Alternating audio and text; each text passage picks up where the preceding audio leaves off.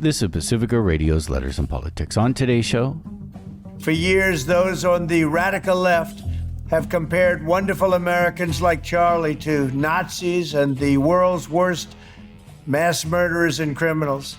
This kind of rhetoric is directly responsible for the terrorism that we're seeing in our country today, and it must stop right now. My administration will find each and every one of those who contributed to this atrocity and to other political violence, including the organizations that fund it and support it. As President Donald Trump and his administration vowed to crack down on the so-called left in the wake of the assassination of Charlie Kirk, we'll spend the hour with Ben Burgess, a columnist at Jacobin magazine and a philosophy professor at Rutgers University. He has debated Charlie Kirk in the past, and he's writing about Kirk's assassination and its consequences today. Ben Burgess joins us, and we'll take your phone calls next on Letters and Politics. But first, the news. For Pacifica Radio, I'm Christina Onnested.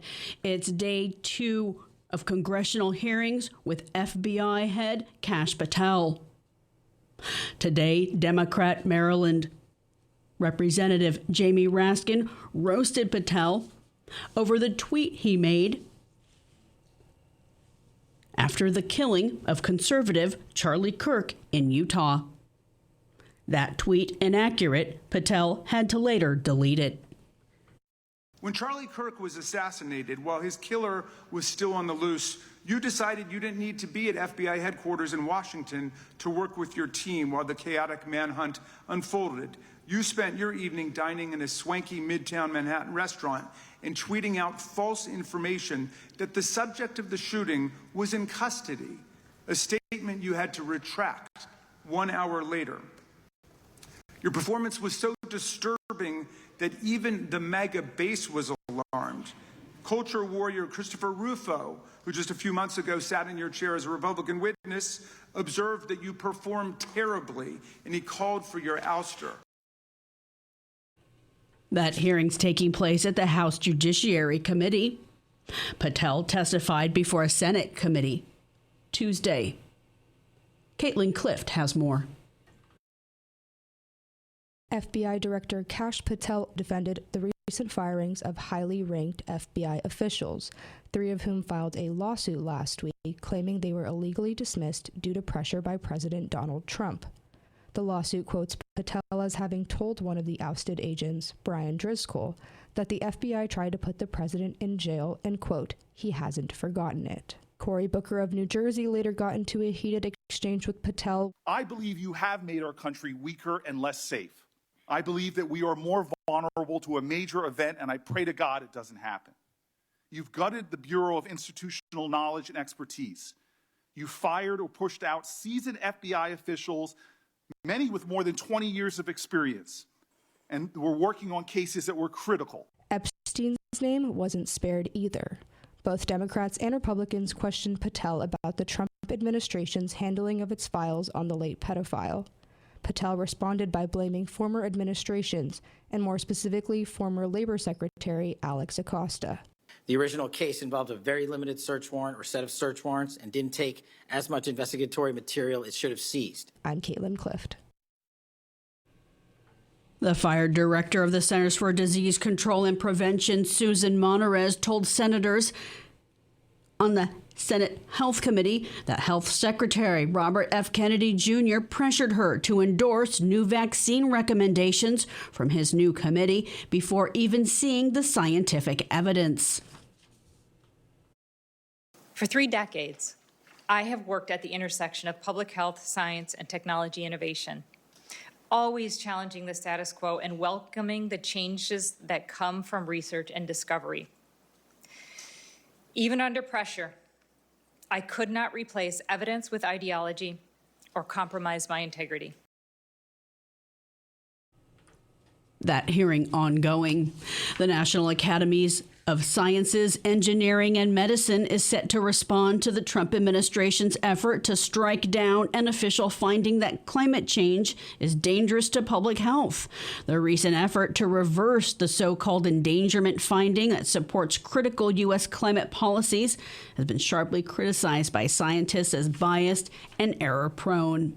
Youth climate activists and their attorneys who won a landmark global warming trial against the state of Montana are now challenging President Donald Trump's energy agenda. The activists, ranging from age 7 to 25, are challenging 3 of President Donald Trump's executive orders, one declaring a national energy emergency to boost fossil fuel production while excluding solar and wind, and 2 others aimed at boosting oil and coal through deregulation. The plaintiffs plan to present 11 witnesses, including academics. Today is the second and final day of that trial. Matt Dos Santos with the nonprofit Our Children's Trust, representing the children, said a victory would mean every presidential power, even presidential power, has limits, especially when children's lives, health, and futures are at stake. Legal experts say their challenge faces long odds in federal court. Gaza's health ministry is reporting the Palestinian death toll from Israel's war has now topped 65,000. This as Israel's intensified its assault on Gaza City, where a ground offensive is underway to displace residents as hundreds of thousands flee, many refusing to, some saying they lack resources and the ability to do so. Pacifica's Rami Almagari, who fled Gaza City, files this report. Muhammad Abu Halima, a resident of the Al-Shata refugee camp in western Gaza City, is among those who remain trapped. I cannot deny that my fear is getting worse. It feels as if death is drawing closer day by day, step by step, while we sit here, idle, handcuffed, unable to move or escape this displacement. I cannot afford a tent or transportation to carry us south. Where can we go? What can we do? What stops me from leaving is my inability to secure a place. All of this is simply unaffordable. Over the past 20 hours, the Israeli military has intensified airstrikes and bombardments across Gaza City. The escalation has forced thousands of Palestinian residents to flee. Many made the journey on foot. For Pacifica Radio, I am Rami Al-Mughari in Gaza. An Army veteran who set fire to an American flag near the White House in protest of President Donald Trump's executive order on flag burning, making that a felony, has pled not guilty to federal criminal charges. Jan Kerry's charged with 2 misdemeanors that aren't focused on the act of burning a flag, which the Supreme Court has ruled is a protected action under the First Amendment of free speech. The Federal Reserve meets today. It's expected to announce an interest rate reduction. It comes as an appeals court blocked the Trump administration from firing board governor Lisa Cook, who is a Democrat. I'm Christina Onnested reporting for Pacifica Radio. Good day and welcome to Letters and Politics. I'm Mitch Jeserich. So far in the show, we have refrained from talking much about the assassination of Charlie Kirk. It's not that I don't think the assassination itself and now the fallout over it and its consequences are not important. I do think they are important. I just didn't feel the need quite yet to contribute to the mass amount of chatter that was already out there, even though there was so little known. There's still not a lot known. I find it to be a bit like a Rorschach test moment. Everyone sees into it what they want to see, or at least what they are conditioned to see. My own social media feed that is made up of many from the left, though not exclusively, made it seem this past weekend that Kirk's assassin, Tyler Robinson, was part of the right. We still don't know a lot about Tyler Robinson, but text messages with his roommate and partner shows that Robinson thought Charlie Kirk was full of hate. That appears to be the motivation for the killing, but who knows all the factors involved, the influences, etc., etc. I don't. If you watch or read conservative media, like I do as well, you see a very different response. When they talk about Tyler Robinson killing Charlie Kirk, they don't say the pronoun he killed Charlie Kirk, but instead they say they killed Charlie Kirk, meaning the left. is not just happening on Fox News, which it is at a high level, but it's also coming from the White House itself that is promising a crackdown, again, on the so called radical left. And that this radical left is so broad in their view includes the Ford Foundation and George Soros, probably includes Charles Schumer and Nancy Pelosi.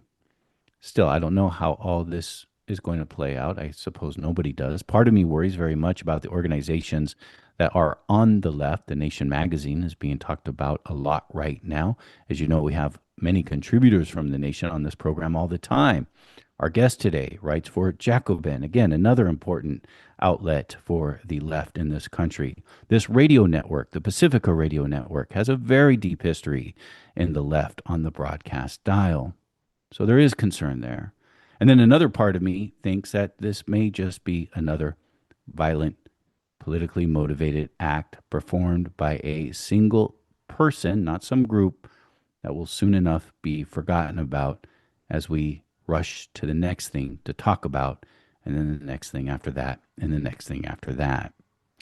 Well, today we are going to talk about all of this with someone who I think is writing thoughtfully about all that has happened in the past week, and that is Ben Burgess. Ben Burgess is a Jacobin columnist and an adjunct philosophy professor at Rutgers University. He's the host of the YouTube show and podcast, Give Them an Argument. He's author of several books, most recently Christopher Hitchens, What He Got Right, How He Went Wrong, and Why He Still Matters. His latest article in Jacobin is called The Right is Using Charlie Kirk's Murder to Attack Free Speech. It is co-written with Megan Day. Ben Burgess, I thank you very much for taking this time to join us. Yeah, thank you so much for having me. Ben, you debated Charlie Kirk. I think it's about 4 years ago. There's a video easily able to find it online on YouTube. It was a 2-hour debate. It wasn't one of those where you were just at a mic at some event. You had a serious sit down debate with Charlie Kirk. Tell me what do you think about that now in the aftermath of everything that has happened? Well, sure. I mean, I was very happy with how that went at the time.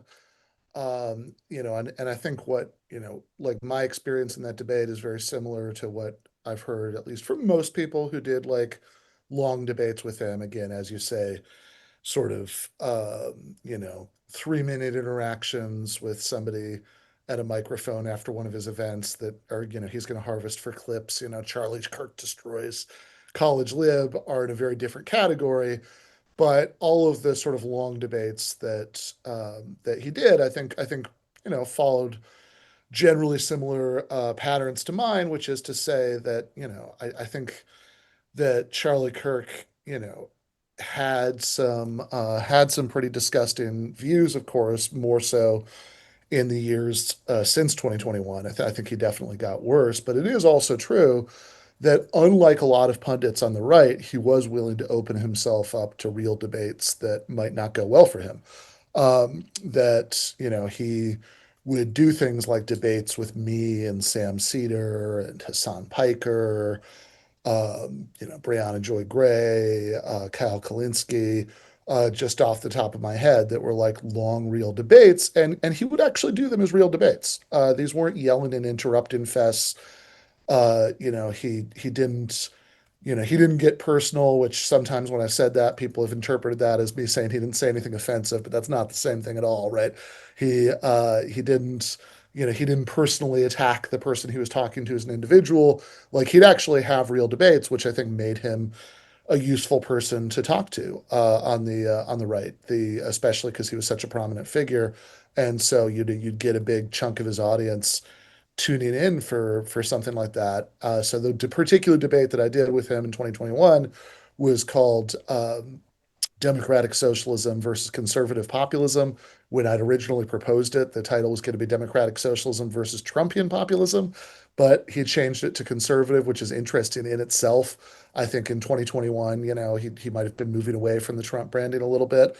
But my agenda going into that debate was to try to show that the superficially populist pivot that Charlie and a lot of people in his wing of the right had been doing in the last couple of years was really skin deep. That when it came right down to it on issues like the minimum wage or labor unions or universal health care, he had positions that would be right at home in the Wall Street Journal editorial pages, and there's really nothing populist about it. And that was what I was definitely out to try to show in that debate.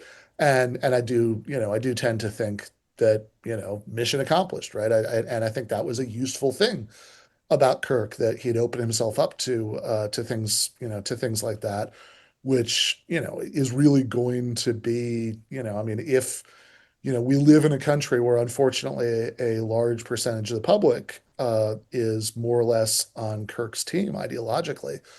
I don't know how we break through to them, without having a lot of conversations like that. Your previous article, written last week and published last week, just after the assassination of Charlie Kirk, again, the latest one, just out right now, just out today, just I think out in the last hour. The right is using Charlie Kirk's murder to attack free speech, which is co-written with Megan Day. But the previous article, you wrote about both your reaction to the assassination of Charlie Kirk, as well as you called this a disaster for the left. Tell me about that. Yeah, so I think that it's a disaster for the left on multiple levels. But it's most obviously so Megan Day was also the co-author of that previous article. What Megan and I were writing about in the previous article, one of the alarms that we were sounding was that the right was in fact going to use this as a pretext to crack down on free speech, which is exactly what happened and exactly what the follow-up article today lays out, as being something that's already well in progress. Um, but I think that a lot of people on the left, I don't want to exaggerate. I think it's definitely a minority, but I think if you were in certain kinds of left online spaces, you saw people who seemed to be almost giddy that this had happened, and were really going out of their way to sort of emphasize, nobody can make me be sad about this. Which, of course, look, you don't have to be sad. That's not a moral obligation. But I think, celebrating it is really perverse, and it's not just morally, but I mean, I think one of the things we were although certainly that too, but one of the things that Megan and I were emphasizing in the previous article is that to the extent that we spiral into political violence as a country, that's disastrous for the left, because what the left really has going for us is that we have a platform that would materially improve most people's lives. So that means we have the ideas, and at least potentially we have the numbers. um, but the more we spiral into violence, the less relevant either of those factors become. Because, when politics is played out through violence, it no longer matters who has the ideas and who has the numbers. It matters who has the most people who are willing to use violence and good at using violence. And of course, that's one contest that we're never going to win. Why do you say that? uh, because the right is much better armed, certainly, than the left is. Well armed, yeah, yeah. Yeah, the right is Has well armed. militias, has militias. Yeah, the left does not, right? I mean, I think that the proportions of former Marines and former graduate students in the right and the left don't inspire confidence about how political violence would go for us. And also, I mean, if you just kind of look at, the proof is in the pudding as far as willingness to use violence, right? I mean, even if this particular killer, had some progressive views, and I agree with what you said when you were setting this up. I think we still don't have a full picture. My prediction all along was that they would probably turn out to just kind of be politically incoherent, because that's so common for people who do things like this. If you ever read a mass shooter manifesto, they're always just kind of gibberish, because most people who have a consistent, well thought out worldview that can express clearly don't do things like this. If they're not members of terrorist organizations or anything, they're just lone wolves. They don't do things like this. But to the extent that we can track the ideological leanings of people who've committed politically motivated acts of violence, even just in the last few years in the US. I mean, of course, the vast majority of it has been on the right, right? I mean, if you think about, the progression from the Gretchen Whitmer kidnapping plot, even if you think there's an element of entrapment there, the fact that there are these people who are ready to be entrapped for that, I think is significant, to January 6th, to the murders in Minnesota, to the attack, the attack on Paul Pelosi, etc. I think that the bulk of political violence that's happened is on the right, and I think that that is to be expected, right? That there are so many more people on the right who are ex-military. There's so many more people on the right who love guns, and you could probably have a lot more intangible factors that tie into this too. But I think it would be surprising if that weren't the case, and I think that's just much, much worse terrain for us than Democratic contestation is, because again, what we have going for us, I think the biggest thing we have going for us is that we have a program that would help most people. Yeah. What do you think, coming back to social media and the left and the Sure. reaction to Charlie Kirk, is there, again, and not everyone on the Yeah, left's my social of media, course. but my social media is mostly made up of the left. I think I've seen maybe one post that you might be able to Yeah, characterize as giddy. And then I see some other examples that the right has found and said, see, look what's happening at left, and they're really isolated yeah. things that happen, like at a concert, is one example. Um, and but so what I mostly see on my social media feed Yeah. is people pointing out, basically just using Charlie Kirk's own words.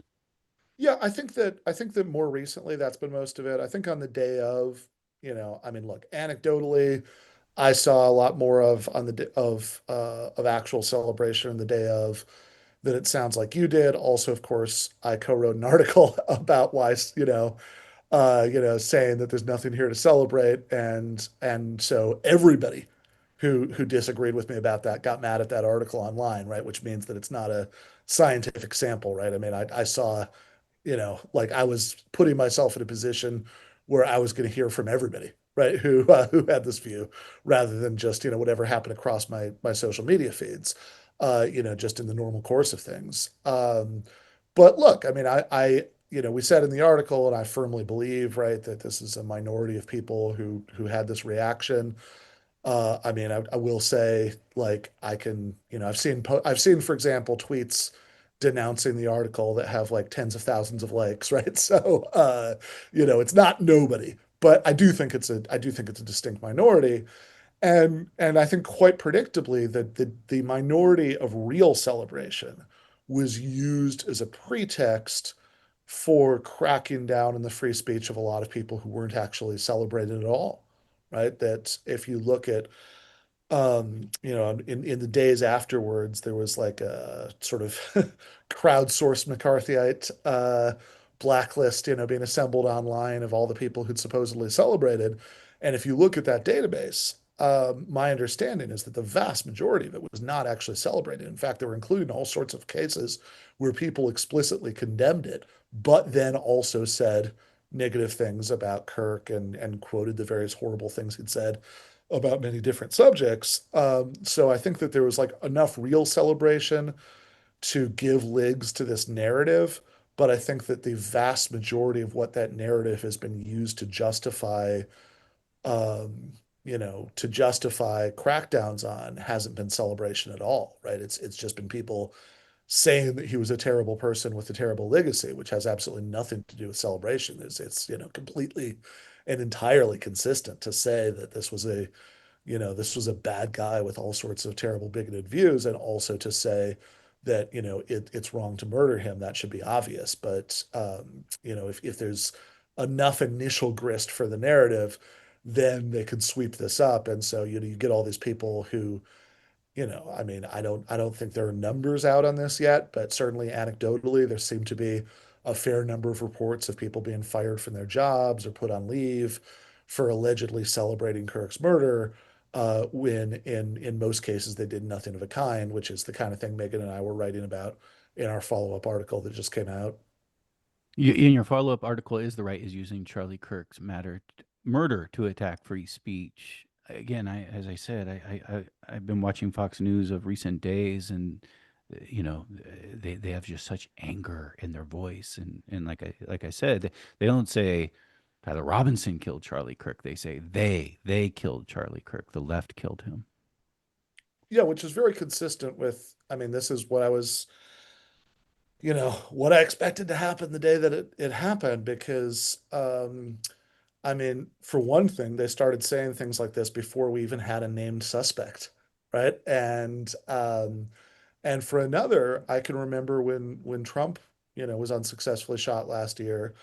I watched quite a bit of the RNC because I was writing about it, and every speaker at the RNC who brought it up said they tried to kill Trump, right? Even though in that case, I mean, Tyler Robinson at least, might have been motivated by a feeling that, Charlie Kirk was a hateful bigot. I mean, if those, messages that have been released by the prosecutor are legitimate. But so, that at least, makes sense. I don't know that necessarily means this was like an ideologically consistent leftist or anything, but at least it makes a little bit of sense. Whereas the person who shot Trump, was a registered Republican who, was from everything I know about him, seems to, it seems possible that his main motivation was just that he wanted to kill someone famous. But nevertheless, every speaker at the RNC last year, they kept saying things like they impeached him and they, arrested him and, prosecuted him in Georgia, and they tried to kill him, as if, this was all some amorphous, capital T, they that had coordinated all of these things, rather than a single disturbed lone wolf, gunman. And I think we're very explicitly seeing that right now from all sorts of figures in the Trump administration who, people like, Pam Bondi talking about hate speech, people like the, you even had, you even had, so there was the Stephen Miller, right, who said an organized campaign of dehumanization and vilification led to the assassination. And when he was talking about that, he used the phrase terrorist networks, which, anybody who's old enough to remember the aftermath of 9/11 should get a chill when they hear, government officials start to trot out the T word, because, that's always, you always have to worry about what they're giving themselves permission to do. I mean, the term terrorism is important here because if they say do crack down on what they deem as leftist organizations, and one of the ways that they may do that is taking away their nonprofit status, and perhaps the only way they could do that is by designating them a terrorist organization. It's unclear if we even have a mechanism to designate a domestic group as a terrorist organization. So Mm-hmm. I don't know how clear it is how this would actually work out, but it does seem that's the road they're suggesting they may go down. Yeah, no, exactly. And I mean, I think this would unfortunately be, well within the sphere of what should be expected. I mean, because again, something Megan and I said in the first article is that this would be pretty disastrous at the best of times, because, as we said then, even if the shooter didn't even turn out to be left wing, the left would nevertheless be blamed for it, of course, right? I mean, that unfortunately sort of goes without saying. But it's a particularly disastrous time for something like this to happen, because the Trump administration has already been one of the most, or the most authoritarian administration, certainly in recent American history. I mean, if you look at everything from, the attempt to take away citizenship from the children of undocumented immigrants, to the due process free deportations to CCOT in El Salvador, to just like real absurdities like green card holders being arrested and put in detention for writing op-eds or attending protests, to the Trump administration sending the National Guard, to cities under just the flimsiest and strangest pretexts. I think that this is, I think one thing we've established is that even though, of course, we don't know how far it's going to go, it would be, I mean, I don't have a crystal ball, but we know that they're interested in pushing the envelope of how brazenly authoritarian they can get away with being. One thing I'm hearing, especially exclusively on conservative media, is this notion that the leftist ideology is like a virus, and that's how they're describing this Tyler Robinson, who otherwise seemed like a good normal kid from law enforcement family, but he was infected by this leftist ideology virus that warped his brain. Yeah, no, exactly. And the really farcical thing about this is that the narrative a lot of them seem to be going with is that he was infected with leftist ideology while he was at college, even though he only attended one semester of college. He was studying engineering. The college was in Utah, and it was 2021, so I'm not even certain whether he was doing it in person or online, right? Because they might have still had, because of COVID, they might have still had quite a few classes online. So I mean, if taking one semester of college, majoring in engineering in Utah, possibly online, is enough for the radical Marxist ideology to take over your brain. I mean, my God, what hope does anybody else have? We had long had a revolution a long time ago. Yeah, no, exactly, right. I mean, the country should be just it should just be brimming with radical Marxists. That should be, they should be absolutely everywhere. Which, of course, I understand in the worldview of a Steve Miller or JD Vance may be the case, but all I can report is that that's not my experience. When we talk about what's happening right now with the right and conservatives and blaming the left for the assassination of Charlie Kirk, has the Uh, left done this too in the past? Blame a violent act from somebody who's considered on the right and the left, and we end up. I mean, I feel like we have. Look at sure, what Fox certainly. I mean, News I and all these can. outlets say. I'm sorry, say again. Yeah, I'm just saying. I feel like we have examined the words that come from conservative rhetoric or right wing rhetoric when there is a violent act that is deemed to come from somebody on the right. No, I think we have. I think that and for the record, I think, and I've argued in the past that that was a mistake, right? Like, in other words, I think that the way that this game that people often play after there's been a act of sort of spectacular violence, like like a shooting, where people will pour through, like, if the shooter leaves a manifesto, people will pour through it. And even though anyone who actually reads one of these things knows that they're just completely ideologically incoherent gibberish, people will pour through them for evidence of their enemy's ideological influence on the shooter.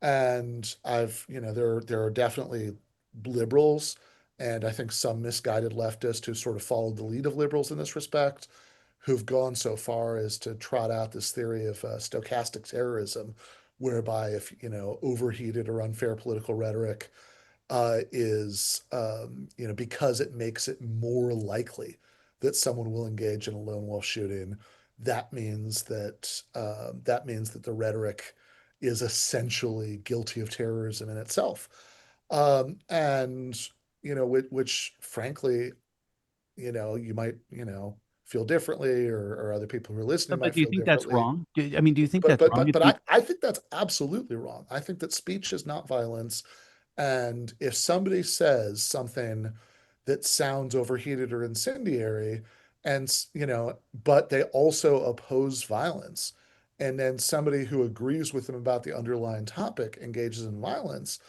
I think it's absurd to say that the first person has engaged in terrorism. Like, let me give you, like, just an example, right? Like, if I, in the year or two leading up to Henry Kissinger's death, right? Like, I think I probably wrote about half a dozen articles for various places talking about Kissinger's various crimes against humanity and what a monster he was. And certainly anybody who disagreed with me about that would have said that I was using like extremely overheated rhetoric. Now, if somebody had shot up a CNN studio that was interviewing Kissinger on some geopolitical matter, as very often happened, right up until he got too old and infirm to continue to do it, I think it would be absurd to say that I had engaged in stochastic terrorism against Henry Kissinger with my articles. That the and I noticed too that nobody applies this theory consistently, right? That the liberals who love to talk about stochastic terrorism before, of course, rightly reject the claims of the right that overheated or unfair rhetoric about Charlie Kirk was responsible for somebody deciding to murder him. What and similarly, none of the people on the right who are saying that about Kirk's murder would ever concede it when the shoe is on the other foot, because invariably, equally white hot rhetoric about people who you think deserve it, right? You give, at most, you see a lot more nuance there, right? You make a lot more distinctions, whereas white hot rhetoric against people you don't think deserve it, I think we're all more inclined to say, okay, therefore you're responsible for this. And just the last thing I'd say about this, I think right now we should really be seeing why that was always such a bad mistake, because now that we have an extremely authoritarian right-wing administration in power, I think that this idea, like blurring that line between acts of speech and terrorism, I think was always a terrible idea. This is Letters in Politics, and we are in conversation with Ben Burgess, a Jacobin columnist and an adjunct philosophy professor at Rutgers University. He is the co-author of a recent article out today in Jacobin called "The Right is Using Charlie Kirk's Murder to Attack Free Speech." It is co-written with Megan Day. We do invite your comments or questions. We ask that you keep them respectful. Try to keep them within a minute. You could both give us a call or send us an email. Our phone number is 1-800-958-9008, 1-800-958-9008, and our email is letters@kpfa.org. If you do send us an email, I do ask that you keep it to about 2 or 3 lines. That way I can eyeball it while we are here on air and see if it's appropriate to bring to air. So again, you can email us at letters@kpfa.org. Ben Burgess, I don't disagree with you that the speech itself is not violent. I don't disagree with that at all. I guess what I want to get what I'm trying to get at is when there is heightened political fervor Yeah. out there and becomes more extreme or becomes more angry at the other side, I guess I think we should kind of expect that there's going to be the isolated violent acts like we've seen. Yeah, I mean, I think that isolated violent acts certainly happen. I'm very pessimistic about a strategy for trying to make them more likely, where the sort of intervention we make to try to make them more likely is to convince everybody to tone it down, right? I think that there's sort of much larger causes for it being toned up. I think a much more effective way of trying to diminish the number of things that like this that would happen. This is obviously one of my many disagreements with the late Charlie Kirk would be gun control, right? Like in other words, I think that like part of the like the overwhelming majority, 99.999% of people who are exposed to extremely heated rhetoric flying back and forth would never do anything violent. But as far as the 0.001 or whatever who would, I think that it then becomes a problem if they live in a country where it's absurdly easy to purchase weapons, and we have more guns than people, and it's very hard to keep track of them and all of that. I think that if there's anything that we could do that, not necessarily this particular murder, right? I mean, I believe the gun that was used to kill Charlie Kirk was a fairly standard hunting rifle, but But if we're just looking for ways to diminish the frequency of things like this happening, I think that would be a more effective strategy. One thing you hear from the right is that part of the problem and why they're blaming the left is because of the rhetoric we're using, specifically because the use of the word fascist and Uh, Nazi. What do you think about that?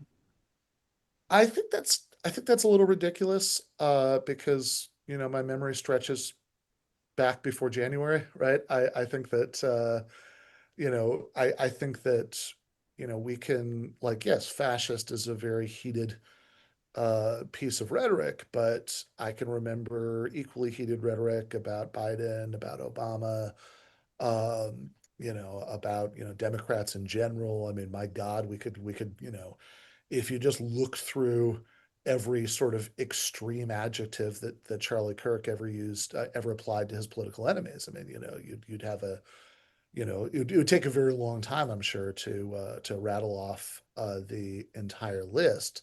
So I think that's I think that the pearl clutching about the word fascist is a bit much. Now we can have a separate conversation about how useful fascism analogies are as a way of understanding the kind of authoritarian threat that we're facing from the Trumpian right now. I would argue that there are much better analogies than, sort of interwar Germany or Italy for understanding what's going on right now. If you look around the world and you look at various forms of sort of, compared to the 1930s, much softer and slower moving, but still plenty dangerous forms of right wing authoritarianism around the world, like in Viktor Orban's Hungary and Putin's Russia, Erdogan's Turkey, I mean, a few years ago, Bolsonaro's Brazil. Um, and I think that those are probably more grounded analogies for understanding what's going on. But, like, also, I think most people who reach for that word fascist, they're sort of trying to come up with a visceral way of expressing that the Trumpian right is very creepy and authoritarian, which is just true. And it's no different in principle than right wingers who call everything they don't like, even very incremental forms of liberalism, socialism and communism and Marxism. Although it's also a bit ironic because, really, if you're worried about people, if you're worried about people deciding to try to solve their political problems with individual acts of violence, I would argue that you should actually want more people to be indoctrinated with radical Marxism, because actual Marxism tells you to think in structural terms, not in terms of, individuals being good or bad people. I guess, and I think it's okay to criticize somebody for their speech because you're just using your own speech, right? So if we want to say these, if you're demonizing immigrants and Sure. immigrants get attacked, I think it's fully appropriate to be able to criticize that speech. But I guess one of the big difference, and you can make the case the other way around. I'm Sure. fine with that. Again, it's speech, right? That's what Uh, we're doing. We're debating. We're talking. It's in the public sphere. But I guess the difference right now is they're talking about using the state, and I guess they would say the Biden administration used the state as well, especially when it came to talking about COVID and certain kinds of yeah, things. but not to nearly the same extent. Yeah. Yeah, and I mean, look, of course, it's obviously fine to criticize speech. I think it's a mistake to equate speech with violence, and especially it's a mistake to conflate it with terrorism, right? That, in the way the stochastic terrorism, discourse does. I think that again, I mean, yes, sure, you can criticize speech in any way you want to, and I can criticize your criticism of speech, and etc. Right? We can iterate that infinitely, but my criticism of those forms of speech is that I think it's unhelpfully blurring lines that people who care about free speech should probably try to keep sharper. I have an email here from Lee who writes, I think it was inevitable the MAGA crowd was going to find something to attack in order to vilify us on the left. What is most interesting is that a lot on the left seems totally off guard that we would be facing this reaction. Kirk's assassination reminds me of the assassination of Huey Long. Mm. Wonder what your guest thinks about that analogy. Yeah, I mean, so just on the first part of, like, of course, you know, like, obviously, yes, they were looking for pretexts. But and I'm not saying that this is what Lee is saying at all, right? But I think that one of the reactions I found most frustrating since the initial article came out is when people say, "Oh, why would they need a pretext?" And it's like, well, no. I mean, I think if you look at the entire history of authoritarian governments, you know, in its entirety, like pretexts are incredibly useful to them. I mean, the better the pretext, the more they can get away with, because it's not just a question of what they want to do, but of what they can build enough public support to be able to get away with doing.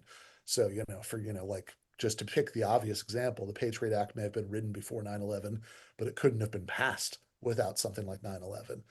On the Huey Long analogy, I think I understand what Lee means, but the disanalogy that's striking to me between those cases is that Huey Long was a politician. He was somebody who held power, and of course, most political violence that's happened in more recent years has been has followed that same pattern, right? It's been violence against politicians. The January 6th, the Whitmer kidnapping plot, the Minnesota murders, the attempts to assassinate Trump, the baseball shooting, several years ago, if we want to go back that far. Those have all been attacks on politicians, whereas I think the thing that does seem like a considerable escalation to me about Kirk is that he wasn't a politician. He wasn't somebody who held state power. He might have the ear to a certain extent of people who did, but he didn't himself. He was a commentator. He was a pundit. Yeah. I mean, it made me wonder who's next on the left then. Yeah, no, exactly. I mean, I was, I mean, this last weekend there was a conference in New York that I was on a panel at for the 15th anniversary of Jacobin being founded, and there was a fair amount of morbid humor about the fact that this would be, if anybody was looking for a bunch of socialists in the same place, this would be a disconcertingly inviting target.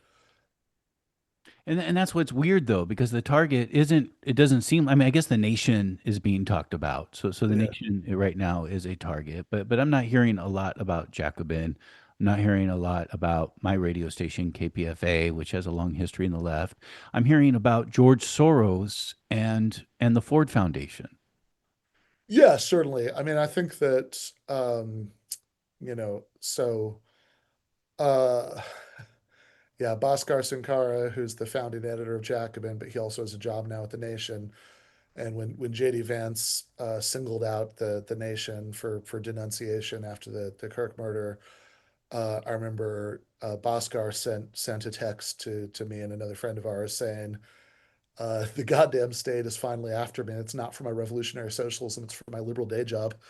And there is something, yeah, there is something quite striking about this, and I think it tells you something about to which the limits of the success so far in building up a left alternative to mainstream liberalism in the US, that so far the right is less worried about us than they are interested in using the bogey of socialism and communism and Marxism as a way of demonizing mainstream liberals, because they mostly still see the mainstream liberals as their sort of more immediate, or more real enemies. I have an email here from Ariana who asks, "What does your guest think about Charlie Kirk's viciously doxing and harassing teachers and professors, specifically black female professors?"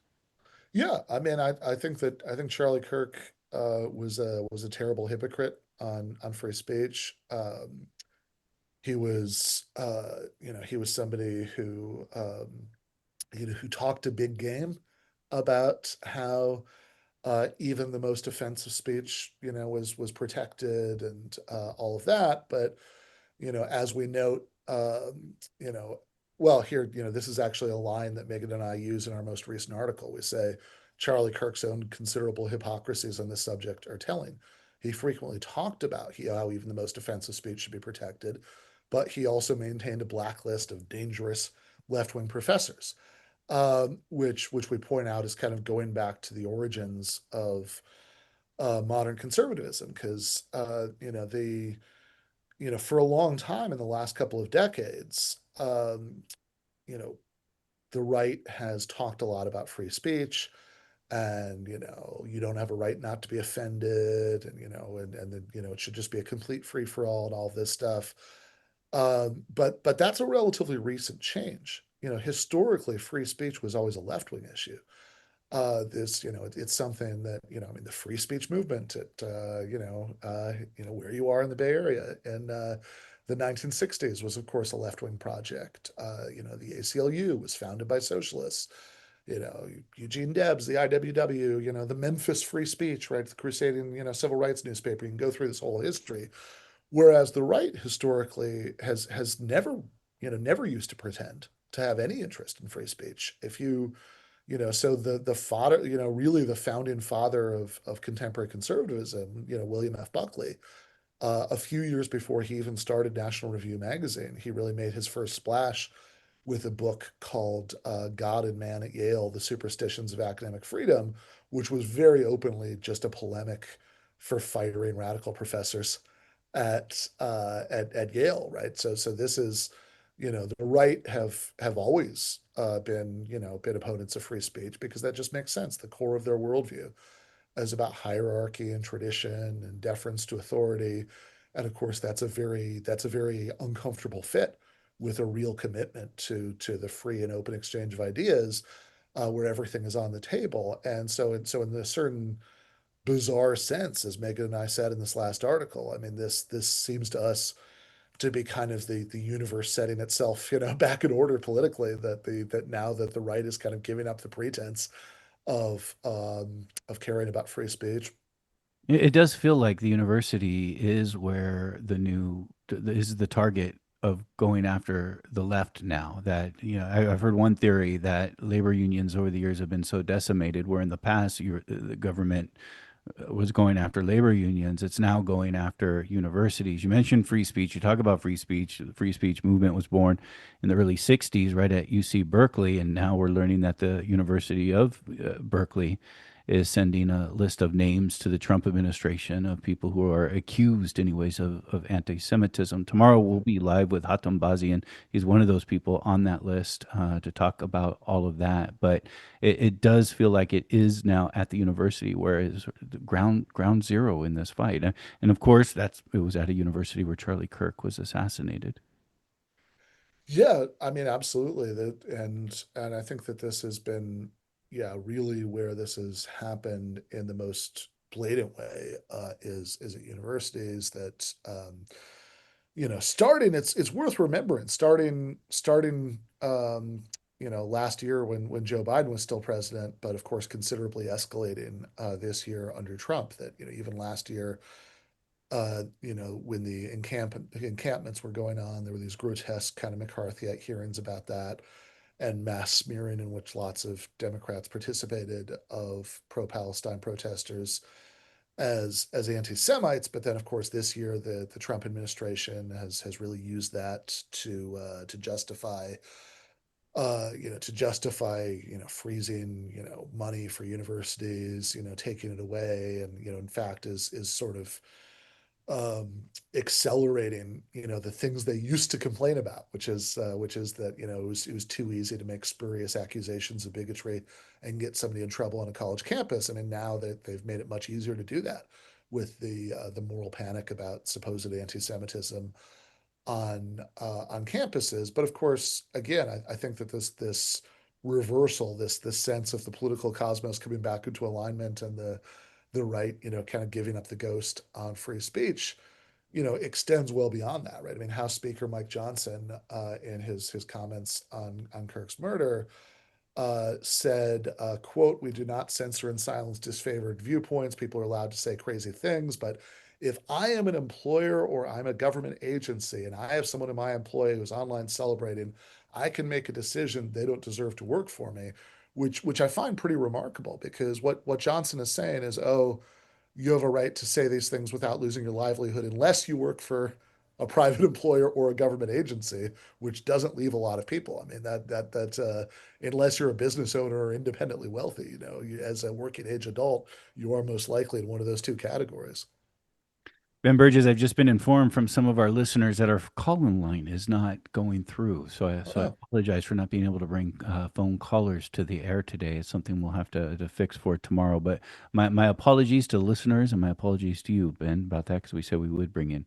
I did think it was a little bit strange when we weren't getting any callers. I was like, this is a very hot topic. Where I know, right? You think people would want to call in.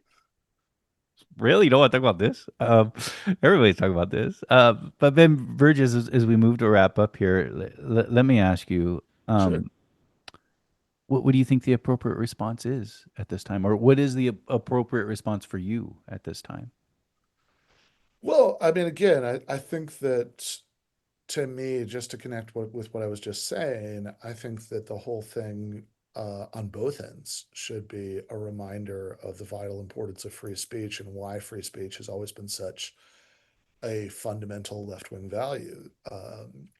Because on the one hand, of course, freedom of speech is a bad joke if people if we live in an atmosphere like we have sort of an American version of the years of lead, where people are getting shot for their opinions, and even you can talk about doxing, and some people say that's different from expressing an opinion. I don't know about that. I think people tend to be quite selective about what they consider doxing, right? I mean, there are all sorts of left-wing databases of people who've said anti-trans things and etc. If you want to call that doxing. But I think fundamentally we are talking about people being shot for their opinions, and regardless of what the full ideology of Tyler Robinson turns out to be, if he even has a coherent ideology, this does seem to fall into that category. But of course, more importantly, because in that case, it's the action of a single disturbed individual, right? So more importantly, what's happened since then is the action of powerful actors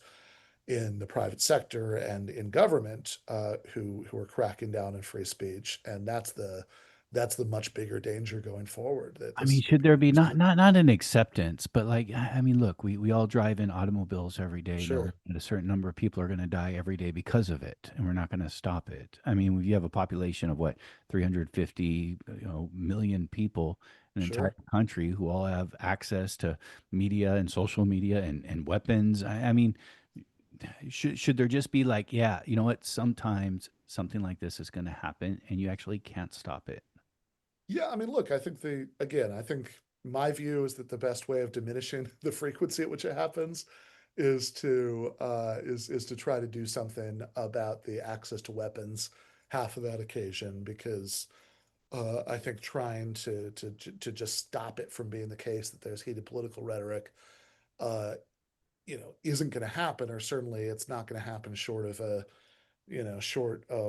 truly unacceptable rollbacks of free speech. And even if it did, that would only be one-sided, right? You'd still, even if they shut down everybody from making overheated statements they don't like, they're certainly going to make it in the other direction.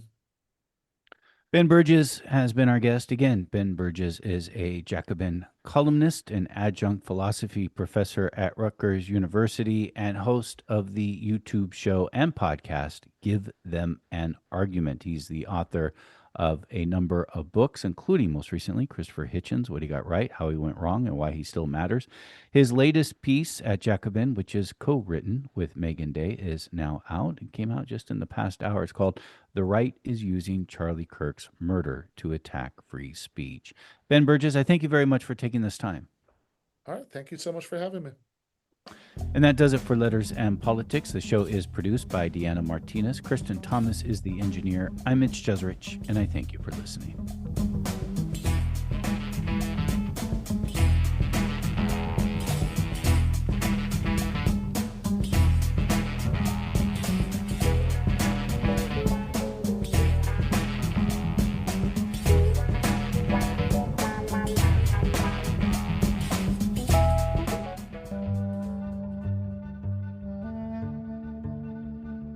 Protect KPFA at all costs means standing guard over one of the last truly independent media outposts. No corporate leash, no government filter, no billionaire puppeteers. Unbought and unbossed. It's a call to action, a mindset, a line in the sand. Defend truth tellers, amplify the unheard, and keep the airwaves free for the people. We've got 59,000 watts of radical truth, and we're not turning it down for anyone.